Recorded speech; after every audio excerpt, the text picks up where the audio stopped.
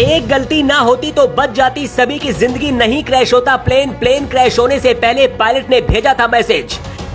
600 accident, 9000 लोगों की मौत। बोइंग के विमानों में आखिर क्यों होते हैं इतने हादसे? आसमान में उड़ान भर चुका था विमान, फिर कैसे आ गया जमीन पर? कौन सी गलती पड़ गई भारी?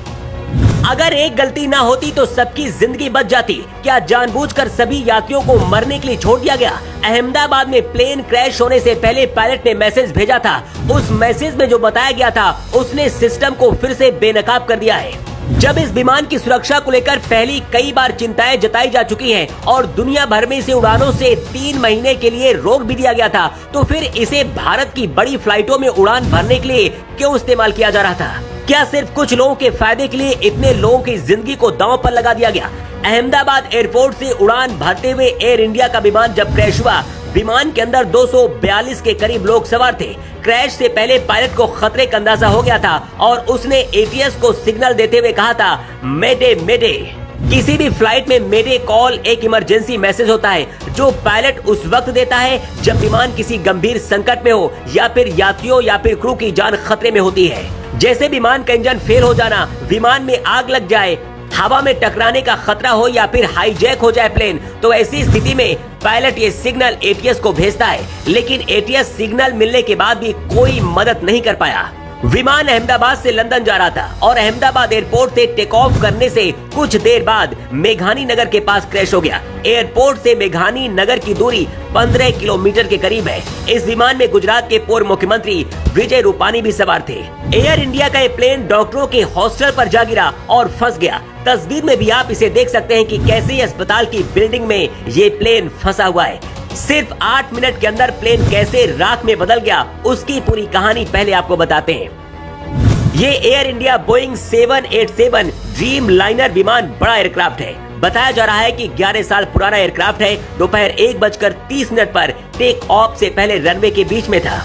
सैटेलाइट इमेज देखने के बाद पता चलता है कि 1:38 पर ये प्लेन रनवे के आखिरी हिस्से पर था। प्लेन टेक ऑफ कर चुका था। प्लेन एयरपोर्ट से करीब 400 फीट ऊपर तक उड़ा। करीब 8 मिनट तक प्लेन का सिग्नल एक्टिव रहा और 1:40 पर प्लेन क्रैश हो गया।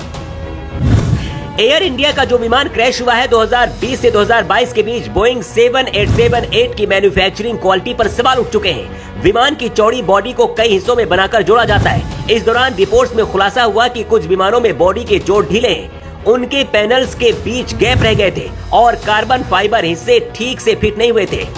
इसके बाद FAA को भी कई बार दखल देना पड़ा और बोइंग को अस्थायी रूप से डिलीवरी रोकनी पड़ी थी। अप्रैल 2024 में बोइंग के एक वरिष्ठ इंजीनियर ने न्यूयॉर्क टाइम्स को दिए गए अपने एक इंटरव्यू में दावा किया था कि ड्रीम लाइनर की बॉडी के कई हिस्से हवा में टूट सकते हैं क्योंकि उन्हें जोड़ने की प्रक्रिया में बदलाव किया गया है। उन्होंने ये भी बताया था कि बॉडी के टुकड़े ठीक से फिट नहीं होते हैं, जिससे स्ट्रक्चरल वीकनेस पैदा हो जाती है। हालांकि बोइंग ने पहले इस दावे को तो स्वीकार कर लिया था, लेकिन बाद में इसे खारिज कर दिया था और विमान को पूरी तरह से सुरक्षित बता दिया था। ड्रीम लाइनर 7878 में पारंपरिक हाइड्रोजन सिस्टम की बजाय इलेक्ट्रिक मोटर्स का अधिक उपयोग किया गया है, जिससे इलेक्ट्रिकल फेल्योर, सॉफ्टवेयर गड़बड़ियां, विंडशील्ड में दरार, इंजन फेल्योर और फ्यूल लीक जैसी घटनाएं सामने आई हैं। 2024 में जापान की ANA एयरलाइंस की एक फ्लाइट में हाइड्रोजन ऑयल लीक हुआ था, जिससे विमान को रनवे पर रोकना पड़ा था। अहमदाबाद हादसे से पहले सरकारी आंकड़ों के अनुसार बोइंग विमान दुनिया भर में लगभग 6000 दुर्घटनाओं और घटनाओं में शामिल रहे। इनमें से 415 घातक थी और 9000 से अधिक लोगों की मौत हो चुकी है।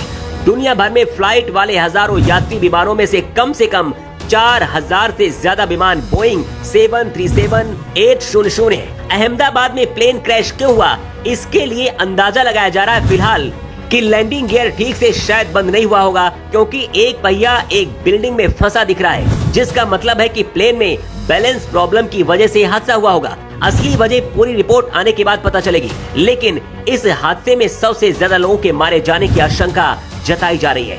विमान ज्यादा ऊंचाई पर नहीं था, लेकिन इसके बाद भी अगर पायलट के मदद मांगने पर वक्त रहते ATC मदद कर पाता तो शायद कुछ लोगों की जिंदगी बच सकती थी। वैसे इस हादसे के लिए आप किसे जिम्मेदार मानते हैं? कमेंट बॉक्स पर लिखकर जरूर बताएं।